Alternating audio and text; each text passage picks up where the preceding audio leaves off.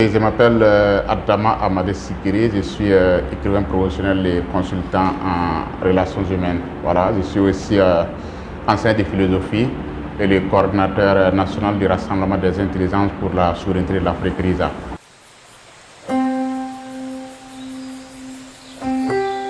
J'ai constaté le remaniement ministériel hier soir comme beaucoup de Burkinabés.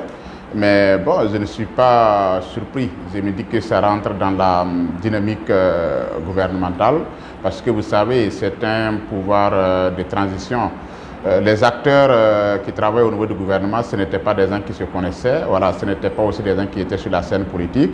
Donc on a appelé des gens comme ça pour composer un gouvernement. Donc avec le temps, c'est pour qu'on constate qu'on pourrait faire un léger remaniement pour encore donner plus de dynamique au gouvernement. Donc je crois que ce remaniement-là rentre dans ce sens-là.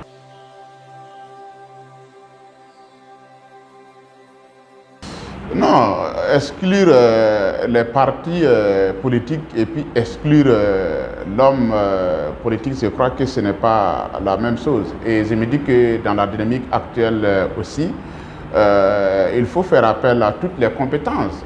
Je suis de ceux qui pensent que même dans les partis politiques, il y a des hommes et des femmes assez compétents, assez dévoués, assez patriotes. Voilà, on ne va pas mettre des gens à l'écart pour dire que non, ils ne vont pas participer à la gestion du pouvoir parce qu'ils sont membres d'un parti politique. Non, si on trouve que ces hommes-là peuvent apporter de la matière, qu'ils soient de l'UDPS, du MPP ou bien du CDP, ce n'est pas le parti qu'on a fait appel. On a fait appel à l'individu. Voilà, pour gérer les affaires de l'État en cette période décisive. Et je ne vois pas de problème dans ça.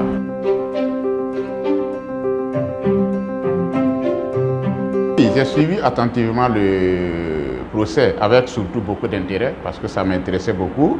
L'analyse que j'ai faite, c'est surtout un sentiment de tristesse d'abord que j'ai, mais c'est aussi l'impression que le milieu politique au Burkina est tellement, je ne dirais pas pourri, mais tellement gangréné par des mots, par des fléaux, que les gens sont prêts à tout faire pour leurs intérêts, voilà, pour avoir quelque chose.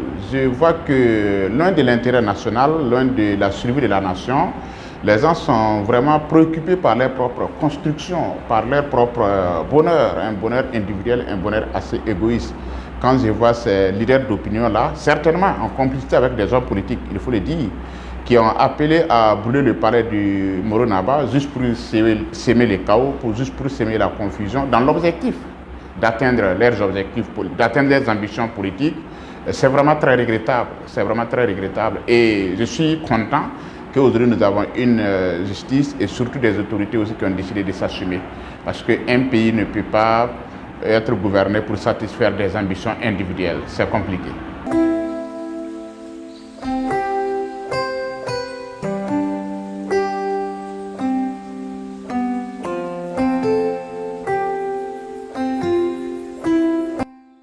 Les crises sont inhérentes à la vie des nations. Toutes les nations connaissent des crises, ce n'est pas seulement la Russie. Je vois effectivement ces deux jours-là beaucoup de gens qui sont sortis, la crise en Russie. Je dis, mais écoutez, même en France, il y a des crises. Les gilets jaunes avec Macron, jusqu'à présent, ce n'est pas passé. Je ne vois pas pourquoi j'ai l'impression qu'il y a des gens qui viennent l'applaudir parce que la Russie connaît cette crise-là. Non, je ne connais pas très bien cette actualité. Mais j'estime que ça n'aura pas d'impact sur nos relations avec la Russie. Ce sont des crises qui arrivent à un certain moment et je crois que c'est une crise qui sera vite maîtrisée à l'interne. De toute façon, le groupe Wagner, ce n'est pas aujourd'hui que ce groupe-là est en Russie. Le président Poutine est bien au courant de l'existence de ce groupe paramilitaire et un peu aussi privé. Et je crois qu'ils trouveront certainement une solution entre eux pour conserver l'essentiel, pour préserver l'essentiel. Et partant de là, je pense que ça n'aura pas un grand impact sur les relations burkina-russes. Je ne crois pas.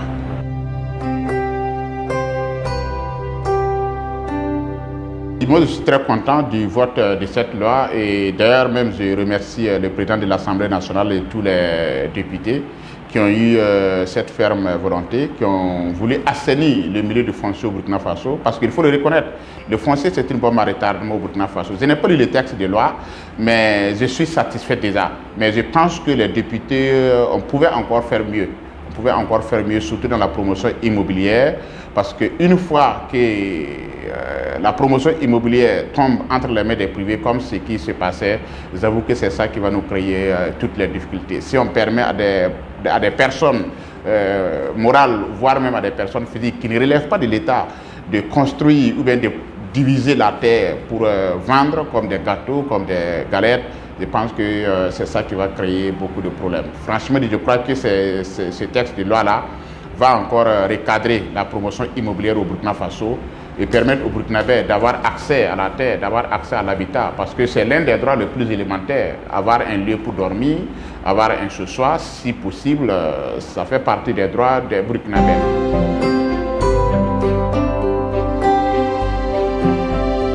Je suis un soutien de la transition, pas un soutien inconditionnel, encore moins un là, parce que c'est une profession qui me permet de vivre dignement. Je n'ai pas besoin de courir derrière les gens pour chercher de l'argent, mais je pense que je suis un patriote et les autorités de la transition se battent.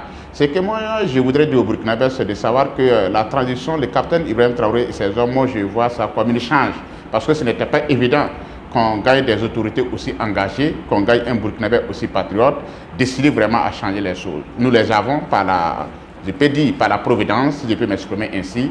Il appartient à nous de savoir ce que nous voulons, il appartient à nous d'être réalistes et d'accompagner ces hommes et ces femmes-là, le capitaine Ibrahim Traoré et tout son gouvernement et toutes les autorités de la transition, pour que de profondes réformes, je pense même de profondes réformes soient menées au Burkina Faso, pour aller même vers la refondation de cette nation qui a tant souffert et qui continue d'ailleurs même de souffrir. Vaincre le terrorisme, c'est une réalité, c'est bien une possibilité, mais refonder même la nation dans son entièreté, c'est bien possible. Et je pense que l'opportunité est là et il nous appartient de saisir cette opportunité-là. Si nous ratons cette fois-ci encore ce tournant fort décisif, je suis de ceux qui pensent que le Burkina pourrait faire des décennies encore sans avoir un tel homme, avec un tel engagement, avec un tel patriotisme. Franchement, voilà pourquoi je soutiens en toute sincérité, parce que je suis convaincu que tout n'est pas parfait, je suis parfaitement d'accord, tout est loin d'être parfait, mais il y a une grande volonté, et si encore des hommes de volonté comme nous autres, comme les Burkinabés accompagnent, nous pouvons encore faire mieux.